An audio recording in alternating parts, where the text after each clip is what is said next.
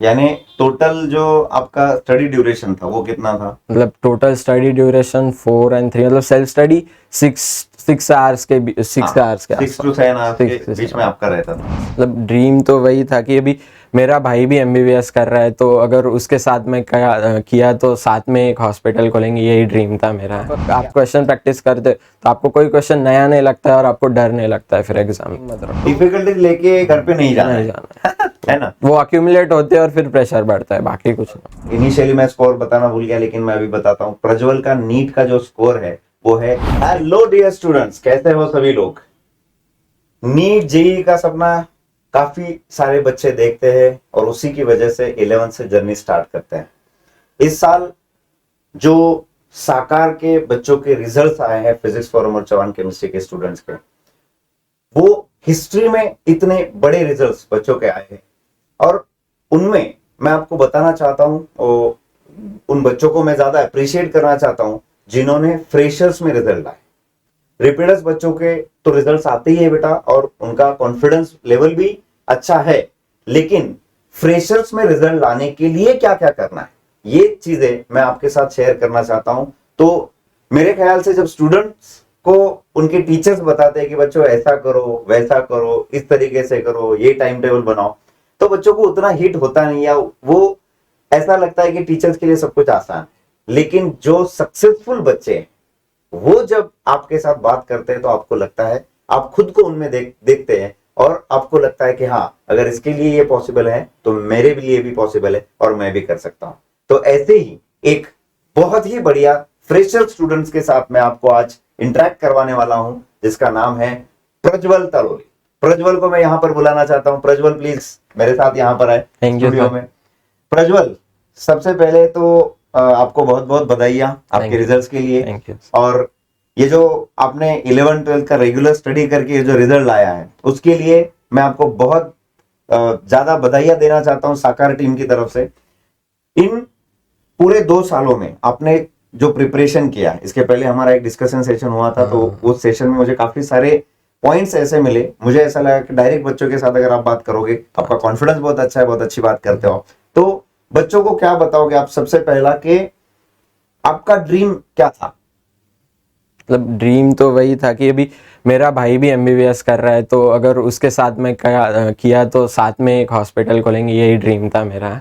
क्या बात है। ऐसा। और आपके पापा भी डॉक्टर है? पापा मम्मी भी मामा भी डॉक्टर है, ठीक है।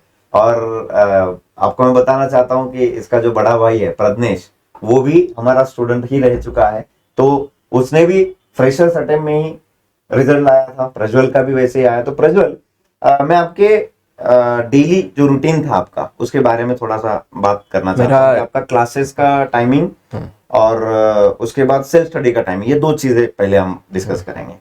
तो पहले तो मैं मॉर्निंग में 7-8 के बीच में उठता था, मोस्टली 8, और फिर 8 to 12 अपना सेल्फ स्टडी, क्योंकि मॉर्निंग में मेरा सेल्फ स्टडी बहुत अच्छा होता था। तो फिर 8 to 12 बीच में थोड़ा ब्रेक, बात कर लिया दोस्तों के साथ, लेकिन ज़्यादा बड़ा ब्रेक नहीं, तो एक्सटेंड होके फिर टाइम पास में कन्वर्ट हो जाता है। अच्छा। तो इसलिए break you should keep it short and simple. And फिर 12 के बाद में 1 घंटा वापस सोता था। फिर 1 o'clock के बाद में खाना खा के क्लास मेरा 2 o'clock को होता। 2 से 8 बजे मेरा क्लास होता था, 4 लेक्चर्स होते थे दिन में। तो फिर 8 बजे के बाद में फिर मैं घर पे आके फिर थोड़ा फ्रेश होके मैं डिनर करता था, और 8:45-9 तक मेरा डिनर हो जाता था। और फिर डिनर के बाद वापस आके थोड़ा सेल्फ स्टडी, मतलब 1-2 घंटा और 2-3 घंटा और सेल्फ स्टडी करके सो जाता था मैं 12-1 के अराउंड। यानी टोटल जो आपका स्टडी ड्यूरेशन था वो कितना था? मतलब टोटल स्टडी ड्यूरेशन 4 and 3, मतलब सेल्फ स्टडी 6 आवर्स के 6 आवर्स के 6 to 7 आवर्स के बीच में आपका रहता था। तो उसमें सब्जेक्ट वाइज आप डिस्ट्रीब्यूट करते थे? मतलब सब्जेक्ट वाइज ही करता था, मतलब जो अपना वीक है उसको ज़्यादा टाइम देना है, ये तो सबको मालूम है। लेकिन अभी फिजिक्स का तुमने क्या करना चाहिए कि जो क्लास में वही वहाँ पर ही समझ लो सब कुछ, तो घर पे आके सिर्फ क्वेश्चन प्रैक्टिस। तो मैं फिजिक्स को घर पे कम टाइम देता था, ज़्यादातर बायो, मतलब मेरा most of the time bio का ही गया है। अच्छा। और फिर जो बचता है उसमें most of the time chemistry और फिजिक्स का सिर्फ क्वेश्चन प्रैक्टिस किया है। यानी आपका जो डिस्कशन था इसके पहले भी और ये भी, मुझे ऐसा लग रहा है कि question practice, I think success उसी से मिलता है। या थियरी रीडिंग जो बच्चे करते हैं और बहुत ज्यादा टाइम उसमें वो वेस्ट करते हैं, उससे अच्छा है कि अगर आपका थोड़ा बहुत थियरी कम भी रहा तो भी चलेगा, क्योंकि क्वेश्चन प्रैक्टिस में वो आपका हो ही जाता है। जहां पे आपका क्वेश्चन गलत हो जाएगा या नहीं आएगा, वो कॉन्सेप्ट तो आप बाद में पढ़ने ही वाले हो। तो क्वेश्चन प्रैक्टिस ही ज्यादा जरूरी है, ये मुझे उसके डिस्कशन में से समझ में और आया। क्वेश्चन प्रैक्टिस में आपका एक्सपीरियंस भी बढ़ता है और फिर आपको पता भी चलता है कि ये क्वेश्चन को करने के 2 से 3 मेथड्स होते हैं, तो उसको आप अप्लाई कर सकते हो। अगर आपको एक मेथड नहीं आ रहा है तो 2 मेथड होते हैं, अलग अलग मेथड से कर सकते और आपका कॉन्फिडेंस भी बढ़ता है। और फिर एग्जाम में जब आप क्वेश्चन प्रैक्टिस करते तो आपको कोई क्वेश्चन नया नहीं लगता है और आपको डर नहीं लगता है फिर एग्जाम में। तो क्वेश्चन प्रैक्टिस में variety of questions is very important. अच्छा, और प्रीवियस ईयर क्वेश्चंस का क्या रोल रहा आपकी preparation? Previous year questions are also important, but वो लिमिटेड क्वेश्चंस होते हैं, तो वो तो करने ही चाहिए, लेकिन variety of questions, when you attempt variety of questions you get that confidence. Great great. आपके जो स्कोर्स आए हैं उन स्कोर्स में फिजिक्स का मुझे ऐसा लगता है कि आपका कॉन्फिडेंस बहुत अच्छा था। फिजिक्स का, केमिस्ट्री का सेकेंडरी था और बायो उसके अच्छा था, है ना?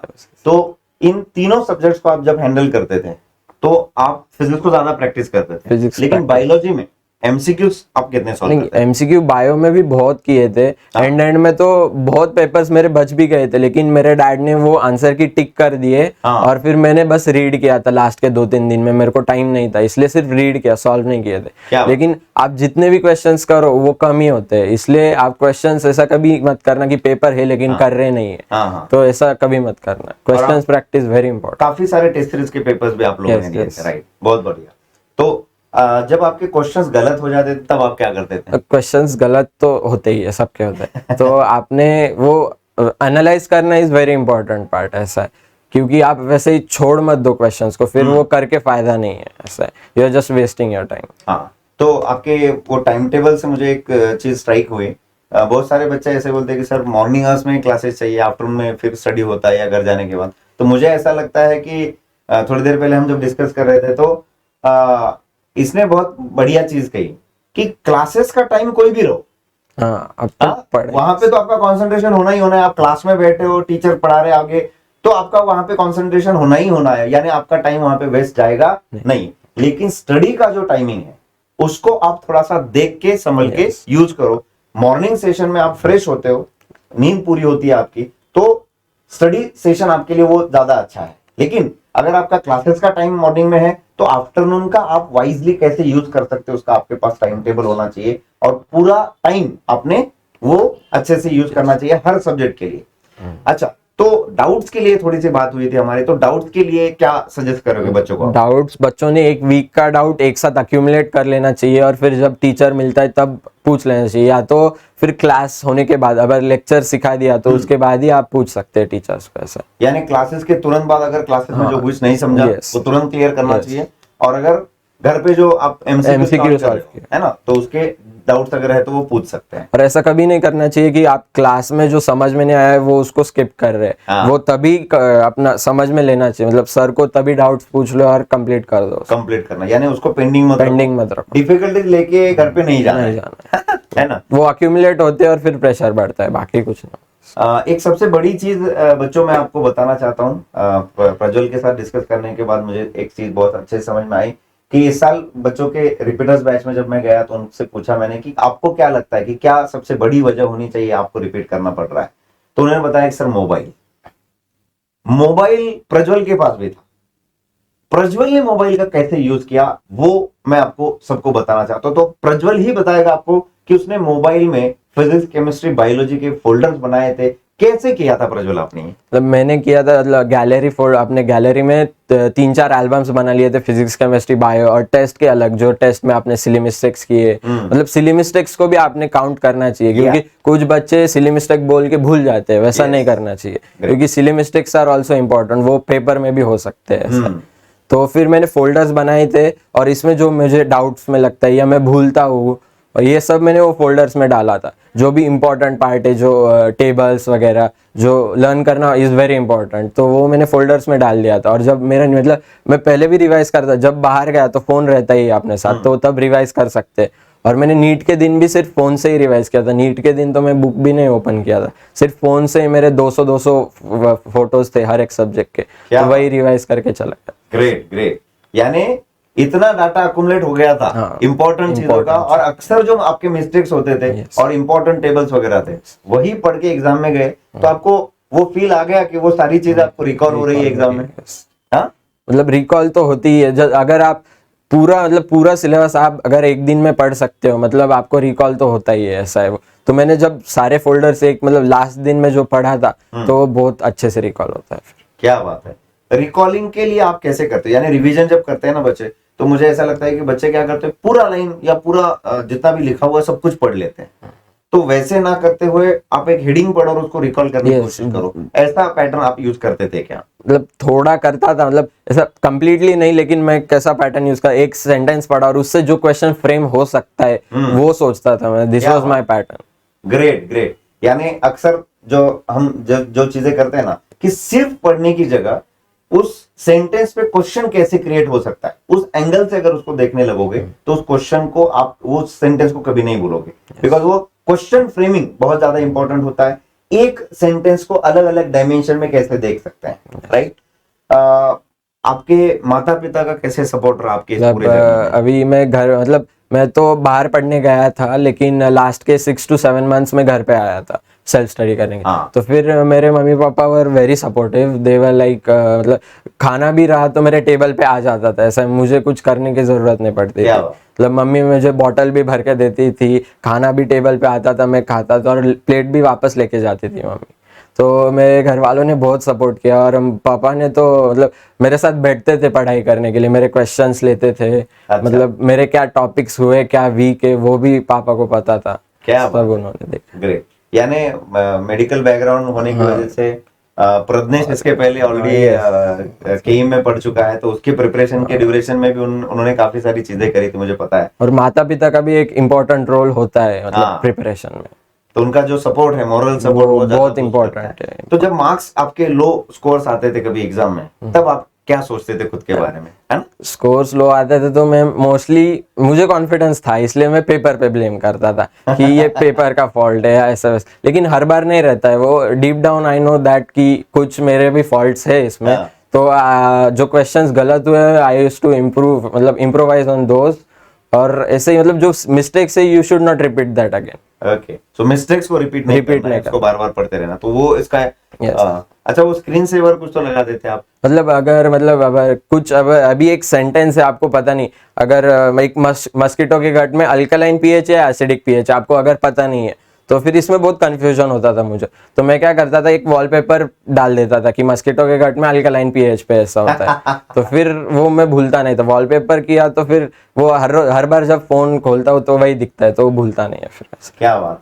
तो बच्चों, ये मैं बताना चाहता था आपको कि मोबाइल फोन प्रज्वल के पास भी है, आपके पास भी है, जो रिपीट कर रहे हैं उनके पास भी था, लेकिन उसका एक अच्छा यूज कैसे आप आपकी पढ़ाई के लिए कर सकते हो। थोड़ी देर पहले थोड़ा सा डिस्कशन जब हमारा हो रहा था तो उसने ये भी बताया कि वो भी बीच बीच में थोड़ा सा रिफ्रेशमेंट के लिए मोबाइल में थोड़ा सा एंटरटेनमेंट या ये चीजें करता था। तो उसको आप कंट्रोल कैसे करते थे? मतलब आपको फाइनली मोटिवेटेड रहना है कि आपको पढ़ाई इज योर मेन टारगेट। क्या बात। तो उसके लिए ही मैं थोड़ा entertainment, it was for studies, मतलब ऐसा ही है, क्योंकि मैं रिफ्रेश होता था, तो my brain works better when I am refreshed, ऐसा है वो। तो इसलिए मैं थोड़ा एंटरटेनमेंट देखता था, मतलब ऐसा उसको ज्यादा ओवरकम कर लो उसको, मतलब जिसको डिस्ट्रैक्ट हो रहा है तो उसको ओवरकम कर लो और कम रखो उसको, लिमिटेड रखो, नहीं तो फिर आपका बर्बाद हो जाता है ऐसे। सो देखो बेटा, मोबाइल फोन आपके पास भी है, और हमेशा हम लोग ये बताते आए आप लोगों को कि मोबाइल ये जो चीज है ना, इसको एक अस्त्र बोल के यूज करो आपकी प्रिपरेशन में, ये आपको कैसे गाइड कर सके, ठीक है? लेकिन उसको एक शॉर्ट समय के लिए सीमित करना है, उसको उसका यूज कितना करना है। आप दिन भर अगर उसी में से पढ़ाई कर रहे हो तो पहला तो है कि आपके आंखों पे असर होना है, दूसरा आप जितना बुक्स में से पढ़ाई करते हो वो ज्यादा अच्छा है, ध्यान में रहता है। मुझे पसंद था बुक से ही पढ़ना, मजा आती है बुक्स में पढ़ने से। हाँ, तो वो मजा भी आती है, आप अंडरलाइन करके रख सकते हो, वो चीजें बार बार दोहरा, फिजिकल हैंड में रहता है वो सब चीजें। वो चीज सबसे ज्यादा इंपॉर्टेंट लगी मुझे। तो आप लोगों ने भी ये सारी स्ट्रेटेजीज फॉलो करनी चाहिए, मुझे ऐसे लगता है। आखिरी के समय में जो साकार टेस्ट सीरीज आप लोगों ने दिया था, तो आपने सारे पेपर्स दिए? सारे पेपर्स दिए थे सर। तो आपका जो स्कोर आता था रेगुलर साकार के टेस्ट सीरीज का और फाइनल स्कोर, इसमें सिमिलरिटी डिफरेंसेस मतलब कितने कितने नीट में मेरा 20 to 25 मार्क्स बढ़े हैं, लेकिन टेस्ट सीरीज से? टेस्ट सीरीज हाँ, से यानी अक्सर टेस्ट सीरीज में जो आते थे उससे 20 नीट में ज्यादा है। तो आपको ऐसा लगा था कि वो लेवल ज्यादा डिफिकल्ट है?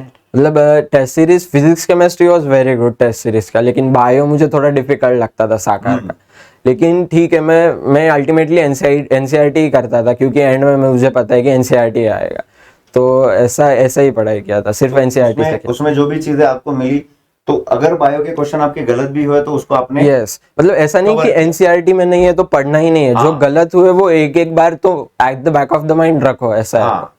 यानी कभी ऐसा भी हो सकता है, जैसे पहले एग्जाम्स में होता था कि आपको कोई एग्जाम पहले बताएगी नहीं कि थोड़ा सा इस बार हम थोड़ा सा आउट ऑफ एनसीईआरटी, ऐसा बताएगी नहीं। तो वो जो भी टीचर्स को इंपॉर्टेंट लगता है, you should be prepared. Question जब फ्रेम करते हैं तो इंपॉर्टेंट लगता है, वो चीजें आपको करके ही रखना है, भले आपको एनसीईआरटी या एनसीईआरटी का थोड़ा बहुत बाहर का लगे। सो उसके लिए भी मैं थोड़ा सा ऐसे सजेस्ट करूंगा कि you should ensure from teachers कि सर ये सही में एनसीईआरटी के बाहर है क्या, या इसका कुछ एनसीईआरटी में कहीं पे दिया है। नहीं तो बच्चों का काफी अक्सर ये भी होता है ना कि सर ये एनसीईआरटी के बाहर का मैंने नहीं किया, लेकिन अक्सर एनसीईआरटी में वो मिलता है। तो ऐसे भी इंश्योर करना चाहिए, टीचर्स के साथ जाके मिलना। इसके लिए एक अच्छी मेथड है कि अगर आपको पता नहीं एनसीईआरटी में है नहीं, एक पीडीएफ डाउनलोड कर लो और उसमें सर्च करो, जो वर्ड कीवर्ड है क्वेश्चन का, वो पीडीएफ में सर्च करो, आपको मिल जाता है। अगर नहीं मिला मतलब नहीं है एनसीईआरटी। क्या बढ़िया टेक्निक बता दिया, यानी मोबाइल का और एक बार कैसे अच्छा यूज करना है उसने आपको सिखा दिया कि पूरी एनसीईआरटी पढ़ने की जगह आपके पास अगर उसका पीडीएफ मिलता है या फ्रेंड के किसी मोबाइल में मिलता है, तो पीडीएफ में वो कीवर्ड सर्च कर लो, अगर मिल जाता है तो तुरंत आपको सर्चिंग में मिल जाएगा कि एनसीईआरटी में है या नहीं है। सो ये 2 सालों में, एक तो आप पहली चीज तो आप फ्रेशर थे, हर बार हर मंथ में हर वीक में आपको लगता था कि अभी कुछ तो नया करना है, अभी कुछ तो नया करना है। तो इस पूरे जर्नी में मुझे जो फील होता है हमेशा कि कांस्टेंट मोटिवेशन की जरूरत होती है। मतलब self motivation is the key, मतलब खुद को ही मोटिवेटेड रखना है कि अपन ये कर सकते हैं, ऐसा है। और you should always move towards your goal, ऐसा। क्या बात, ग्रेट। यानी जैसे जैसे एग्जाम्स है या आपकी पढ़ाई ही आपका जो है मोटिवेशन होना चाहिए कि आप वो चीजें कंप्लीट कर रहे हो। जैसे जैसे चैप्टर्स कंप्लीट होते जाते हैं आपको ही मोटिवेशन मिलता है कि कमी बचे, अभी ये भी कर लो तो कंप्लीट हो जाता है। और जो पढ़ने का स्पीड होता है उसके बारे में क्या कहोगे? मतलब स्पीड हर एक का अलग अलग रहता है, लेकिन आपके स्पीड के हिसाब से आपने करना। अभी जिसको 4 घंटे की चीज 1 घंटे में होती है, वो बाकी 3 घंटे दूसरी जगह यूटिलाइज कर सकता है, ऐसा है। बहुत बढ़िया। तो प्रज्वल, ये बहुत बढ़िया जर्नी था आपका। Thank you. कुछ सब्जेक्ट्स के बारे में थोड़ा सा और डिटेल में अगर जाते हैं हम लोग, तो फिजिक्स के लिए न्यूमेरिकल सॉल्विंग का क्या? फिजिक्स के लिए question solving is the key, मतलब वही करना चाहिए। बाकी भी आप थियरी कितना भी पढ़ लो, फिजिक्स आप बिना क्वेश्चंस के कर ही नहीं सकते। केमिस्ट्री के लिए? केमिस्ट्री के लिए theory is equally important as the questions, क्योंकि थियरी केमिस्ट्री में आपको पढ़ना ही पड़ेगा, ऐसा है। मतलब आप you should be thorough with the NCERTs. NCERT जाना चाहिए एनसीईआरटी के लिए। और बायो तो कंप्लीट एनसीईआरटी। मतलब बाहर से भी आते हैं बायो के 1-2 क्वेश्चन, लेकिन 1-2 क्वेश्चन के लिए आप बहुत ज्यादा नहीं कर सकते, ऐसा है। लेकिन NCERT, stick to the NCERT, और जो क्वेश्चंस बाहर के आते हैं वो एक बार देख लो। मतलब जो क्वेश्चंस आ रहे हैं आपके मतलब पेपर्स में आए या प्रीवियस ईयर में आए, तो वो क्वेश्चंस देख लो, तो फिर बाहर का भी थोड़ा पोर्शन कवर हो जाता है। क्या बात है, बहुत बढ़िया। तो ये पूरा जर्नी जो आपका था, मैं खुद हमेशा जब बच्चों से डिस्कस करता हूँ तो मुझे बहुत अच्छा लगता है। एक नए इनपुट्स हर साल बच्चे देते रहते, हर एक बच्चे का एक अलग एंगल होता है इन 3 सब्जेक्ट्स को देखने का, एग्जाम्स को देखने का, और मोटिवेशन का एक अलग अलग लेवल होता है हर किसी का। तो मुझे प्रज्वल में काफी ये पॉजिटिव चीजें दिखाई दी बेटा। बहुत बहुत बढ़िया आपका स्कोर। इनिशियली मैं स्कोर बताना भूल गया, लेकिन मैं अभी बताता हूँ। प्रज्वल का नीट का जो स्कोर है वो है 665 आउट ऑफ 720 मार्क्स। सो बच्चों, इतना बढ़िया स्कोर लेकर ये बच्चा ये एग्जाम को इसने क्रैक किया है।